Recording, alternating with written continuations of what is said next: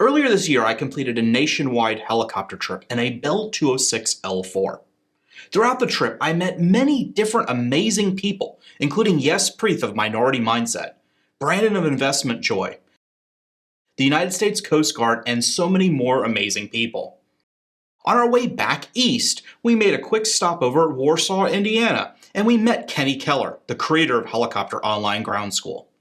Thankfully, Kenny had a few minutes to spare, and he gave us a tour of HOGS headquarters, and he discussed his history as a pilot, an instructor, and what led him to create his famed online ground school.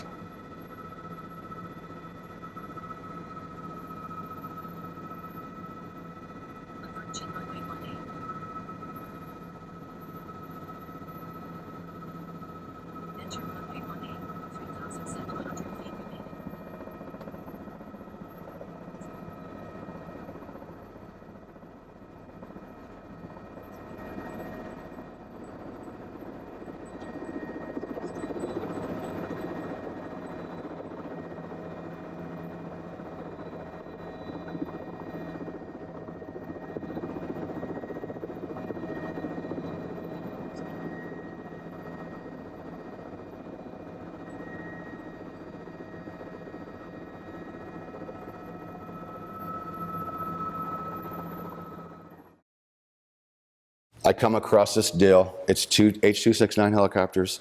There's $150,000 worth of parts inventory. The guy wants to unload it for around $300,000, and it's $500,000 worth of stuff. And I looked at the helicopters and went, "That's easily $500,000 worth of equipment." And he goes, "But I don't have room for the second helicopter, and I don't have room for the parts." So I said, "Well, Jason, guess who has the room for the parts in the helicopter?" Exactly. And the Instrum I used got sold about a little over a year ago, so I had nothing to use. So I just said, "You know what?" He's, "Well, you want to lease one?" I go, "No, I'm not committing to nothing that involves a helicopter. However, I will provide the storage for your parts. I won't charge you anything for the hangar, and I'll guarantee you I'll fly that aircraft 10 hours a month. Whether I'm going to go play or I'm going to go with a student, that's what I'll do for you. I will not be a partner. No, I will not lease. No, I don't want to. No, I'm not buying. I've been there, done that." And so you don't have all the overhead of actually owning and maintaining the thing, but you're able to still use it, and it works out perfect for you. Yep. And I knew that was going to happen. I'm like, you know what? People, after we sold the instrument, people are like, "What are you going to do?" I go, something will come up. Somebody else is going to come along. Yeah. Some other guy is going to want to buy one, and I'll go, "Yeah, why not?" And people, the response is amazing. You all know it. You hear it, right? Kenny, they'll call me, "You built this course just for me, didn't you?"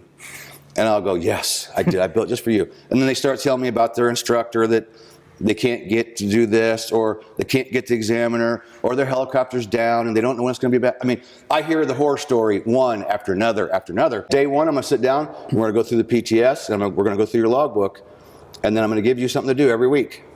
You got 1 week to complete what I want you to do for the next week. So the idea is, when they walk in the door, day one, we start flying. Yep, and they are ready. They've been all the way through HOGS. Right. And I'll kick their ass if they don't. You know, but you need to. 3 weeks in, 4 weeks in, and you're not. If they're slacking. And you're slacking, I'm going to have to say, "Hey, man, this ain't going to work if you don't show up ready." Exactly. And so many people have their requirements, and they just can't get a check ride. And I guess, and I've heard that over and over, but I guess I lucked out with my flight school that I have good instructors, examiners, everything's ready. Where HOGS was very beneficial for me is I would do the ground lessons with my instructor. Right. And I would kind of understand it at that moment, but then I would need to repeat and repeat and repeat. And that's the type of student that I am. I have to hear it over and over and over and over again. Learn, through repetition. It takes me 3 minutes to tell whether somebody can. I mean, I could meet somebody brand new on the internet in 5 minutes. I'll start asking questions. I know if they're ready. Damn, you're good. You're in good shape. Or, okay, no, you're not. All right, we're gonna have to go back and watch some videos. You're not anywhere near ready. Right. And everybody always thinks they're ready. Everyone will always tell you, "Oh, I just need to fly. My ground school is good." And I poke a hole in that every time in the first 5 minutes, and they'll go, "Oh, guess I'm not as ready as I thought I was." Well, and similar for me, like I thought I was ready for my check ride. Like I told you, I was getting ready to check ride before we started this trip. Right. And my instructor had signed me off, and I was ready. And there was a couple things she wanted me to work on.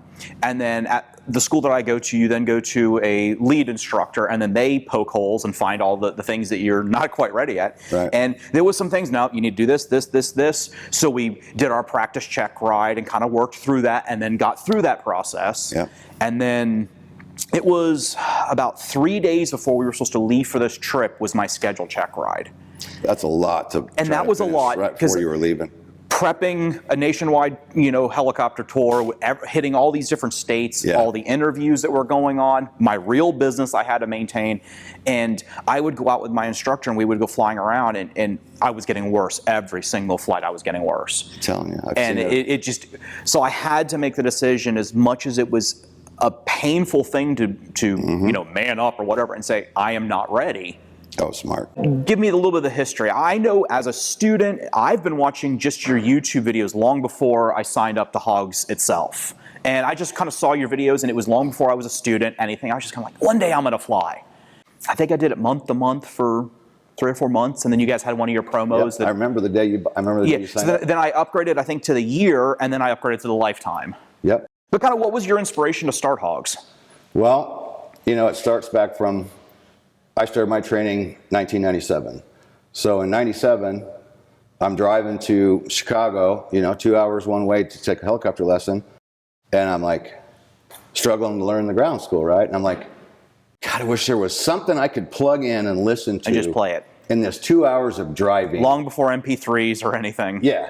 I failed my first check ride, as you heard many times in the videos. And Right. that's because my ground sucked. It wasn't the flying, wasn't the problem. It was the ground. And when the examiner says, hey, I got to stop the test today because obviously you're struggling. And he even gave me a break. Like at one point, he's like, let's stop for a second, let's go outside. And he just, talked to me for a little bit, tried to calm me down. At a certain point, he asked me something about torque, and I had to think too long about which way the nose would go if the engine quit. And then he asked me about selling with power, and he didn't like the terminology that I used that my instructor had given me. And at a certain point, he goes, okay, I'm just going to have to stop the test. And he was an FAA examiner. I don't want to come and investigate your accident. Yeah. And if I'm sitting here at the table and you can't answer like this, then how do I know that you can handle it when you're in the aircraft? And I want to know rate of descent 300 feet per minute or greater, using 20 to 100% of power, yeah. airspeed less than 10. I want it like this. So I drove home, didn't go back for 6 months. I was a police officer at the time, and I was training a new police officer, and he said, you ever going to go back and finish that helicopter thing? And I'm like, you know what? Someday. I drove home devastated after that. I understand. I went down the street, and my notebook's laying over there, and I went home, and I took all the notes from the different people. I'd flown with different instructors, different aircraft, a couple different states, and everything I had struggled to remember, I just started writing down in a notebook. And so I go back, and I'm always searching for it, and I just had it here the other day. I sit down, and I just start writing this stuff down. I never intended that notebook to be seen by anyone, ever use it. Yep, you can see the condition, right? I went down to CVS. I remember the day I went and got it. This would have been the late 90s. So here's what I did. I just started writing down everything. And I started with angle of attack, articulated rotor, density altitude, retreating blade stall, warning signs of approaching retreating blade stall. And this was all just for me. It was never intended for anyone else. No. So, and then I would sit and I would study, and I would study, and I would study, and I would study, because there was nothing out there. Right. Nobody had a course. Yes, I used the PTS, but the last thing I would do before check ride day is I would sit down with somebody and I start asking them questions from my notebook. Right. And I would, usually a couple questions on the first page. If they do good, okay. And I'd pick something from the second page, maybe a couple of things. Okay, doing good. And then I just keep going. And then I get to, if they're doing well, I just hit one page at a time. Ask them something from that page, something from that page, something from that page, something from that page. And then if they're ready, or at least where they need to study more too. Yes, but I save this to the end. I mean, this is the last thing that I do before they go to the test. Right. And the reason I got good at the ground is because I failed. You brought a pink slip in today. I go, I did. And he goes, so you failed the first time around with your private? And he goes, what happened? And I said, I was nervous and I was freaked out, and I start stumbling, and he goes, "You're batting 100% on this oral check ride." He said, "What did you do?" And I said, I just studied. And I studied and I studied because I was not going to fail again. I always went to check rides with my students. Right. Never sent them alone. And I sat in every single check ride. Right. So what did I do? I learned. You learned every question they're going to ask, I know how they're going to ask thing they're going to ask you. I know what's the acceptable way to answer. And when people freak out, I'm just going, just chill. Just chill. And again, it wasn't because I was so smart. It's just because I was still actively teaching. And you're teaching it every single day, so you know the facts. So just by teaching, it keeps you fresh. Keeps your knowledge where it should be. Similar to me, like I'm a paramedic, and when I teach paramedic classes, it's amazing how much more you learn about being a competent paramedic from teaching. Right. And it makes you a better pilot as well, because you're constantly hitting all of these skills with your students. Good example. The lead pilot come out of the military. "Oh man, I'm nervous about doing autos." I'm like, "You're a freaking commercial pilot with how many thousands of hours?" Yeah. But it's something you don't do. Enter the auto and flare and level it out and pull the power back in. Yeah. And he's like, "But I just only get to do them once a year." And that's where you realize that, okay, I'm flying EMS, point A to point B. I can't go do autos. I can't do quick stops. Of course. I can do nothing other than go to point A to point B. So by being an active instructor on my days off, you were constantly getting those skills rehammered over and over. I'm doing autos, I'm doing quick stops, I'm doing all that stuff. So by that nature, I stayed active, teaching, and I'm at the EMS base, and I own the helicopter, and I'm going broke. Okay, Yeah. I'm living in a trailer. Yeah, you've shared this story before, yeah. But owning a helicopter is incredibly expensive. I'm living in this piece of crap, dumpy, crappy trailer because I own an aircraft, and I'm making $50,000 a year flying EMS, and my paycheck's going into the helicopter. I don't know nothing about blogging or doing videos. I know nothing. All right. So, well, it just so happens he's in this, they were called Empowered Tribe. And he goes, "We'll sell you a blog, and we'll not only teach you how to do a video, we'll teach you how to do a video, take that, transcribe it, turn it into a blog, and then you can take that audio and turn it into a podcast." And boom, boom, so boom. I go home, and I open my laptop and my desktop. How to create a YouTube channel. click. Yep. I'm like, "Well, Nick, I don't have a camera or anything." He's like, "Yep, that's all you need." He goes, "I got this camera that I'll let you borrow, and if you want it, I'll take like $30 for it." So that's where it all got started. Started out this, and my first video that I ever did in my life was legitimately on the cereal box in that beat up piece of shit trailer. Because you showed a clip from that in your... Yeah, I do remember seeing that, yeah. I couldn't afford a freaking tripod. I was so broke. Right. Camera sitting on the cereal box, and my video's like, "Hey, I got a blog now, and I do flight training. Because you don't... Stop by and let's talk about it." I mean, it was this Because you have no idea stupidest, what dumb video of all time. But the key is doing it. Start with this right here. Yeah. That's how I started making videos, promoting my little helicopter company. Before I even started HOGS, I had a guy who's got a big flight school out west, and we became friends. He's like, "Dude, everybody in the industry is watching to just wait to see what you're going to do next." And I'm like, "What? Me?" Because I was the first guy doing freaking videos, really, in helicopters. Yeah. There weren't many people doing it. There weren't a lot of people even doing videos. It was still kind of the Wild West of YouTube. 2010. Yeah. So it's only 12 years ago, but so much has happened, heck, even in the past 5 years on YouTube. Nick then tells me, who gets me started, he goes, "You know what, dude, you know what you should do? You start online ground school." And he goes, "I've been thinking about it, but that's not my passion. It's not where I want to go with my career." And I went, And that's what I did. And I started with this. Yeah. And now I got this whole studio. All this. I didn't have the tripod yet. Here's the one I first bought. Once I had a little bit of money, I went to Walmart or whatever and got me a tripod. Got a $15 tripod. It worked, yes. So before I got the tripod, I'm setting the camera down, and I'm sitting here on the thing, and I'm doing a video on selling with power. And the wind is like shaking the camera the whole time. The camera.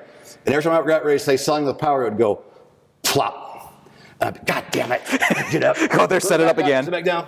Okay, I want to talk about selling with power. So how many times did you have to do that video? It happens like 3 times. Okay. So finally I get up, and in the video you can tell I'm getting aggravated. And I go over there, I start it, and the camera's looking pretty good. And I'm just starting to flow, and a guy over behind me starts an airplane. And I'm like, and the guy has to start the airplane. And then I go, and I see the camera start to move, and I'm like, and here goes the camera. And I went, settling with plop. To me, he's like, dude, I just spit my Jack and Coke all over the freaking computer. So I learned early on that just being me was good enough. I don't get in front of the camera because, you know, aviation, here's what they do. I'm Joe Blow, helicopter pilot. I've been flying since 1947. I have 30,000 hours. I'm a Gold SEAL. I'm a this, that. I'm an everything else. And they're suit and tie, and they walk around like this, yes, telling you how cool they are, reading from the teleprompter. Hey, I do like my teleprompter. I tried teleprompters. It doesn't work for me. I've tried it. You know, in the beginning, I would edit any tiny mistake. Yes. And I pretty soon realized, you know what? Leave a couple of them in here and there. Yeah. Now that I've been doing it long enough, I will rarely edit a mistake. Right. I mean, only if it's like something really dumb. Yeah. Otherwise, I leave it in. Because who cares? Because who cares? Yeah. Everybody does video anymore. And kind of through the 10 years, it's just like people say, I love HOGS because you're real, you put it out there, and you share your experience. But when Helicopter people pilots in general are afraid to they're admit. so cool Yes. in their outfits and their dress and their shiny helicopters. How many times do you hear a guy tell you about his helicopter accident? They wreck all the time. Yeah.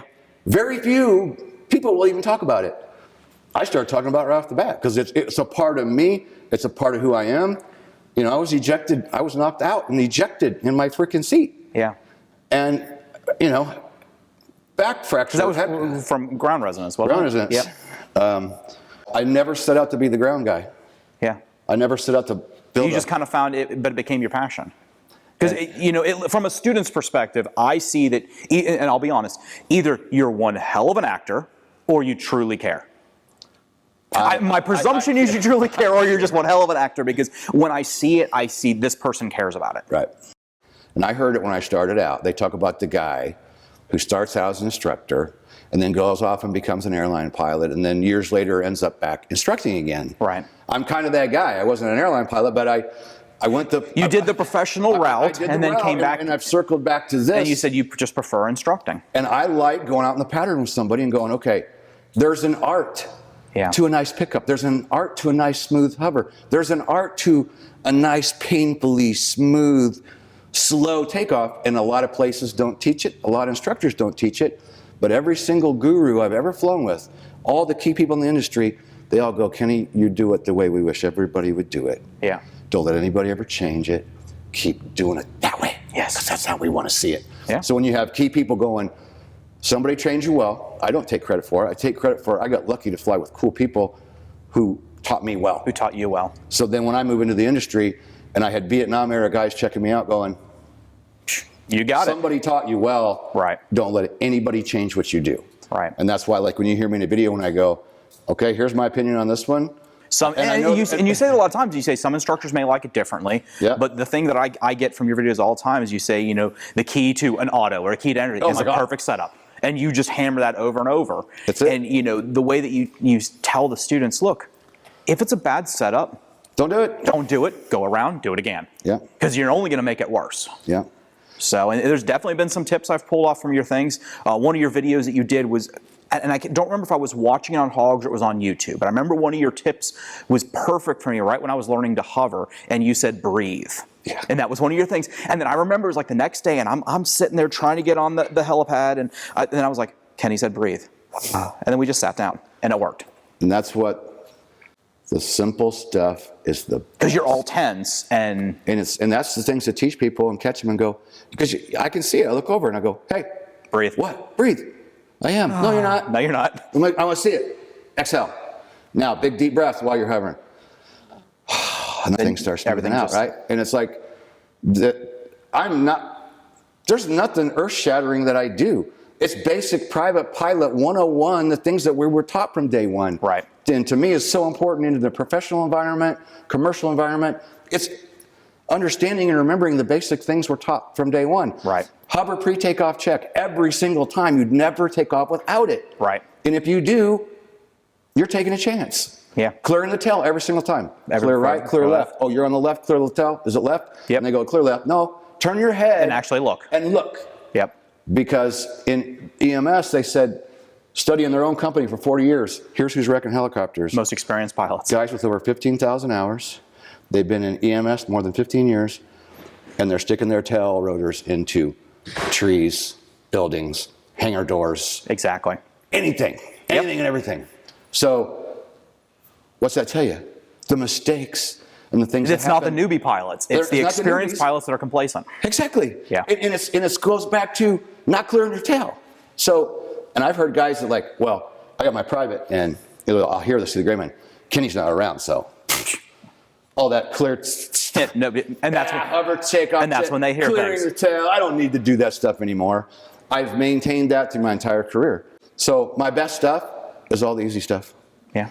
And the one big one, that one check airman was one of my favorites. Guys from Texas, Southern accent. He's training 3 or 4 of us for night vision goggles. And he's like, starting out, guys, here's what you really got to know to be successful as a helicopter pilot. Everything you need to know, you learn in kindergarten. And he's like, guys, that's all you got to know. Put your toys away when you're done. Put them back the way you found them. Be nice to others, da-da-da-da.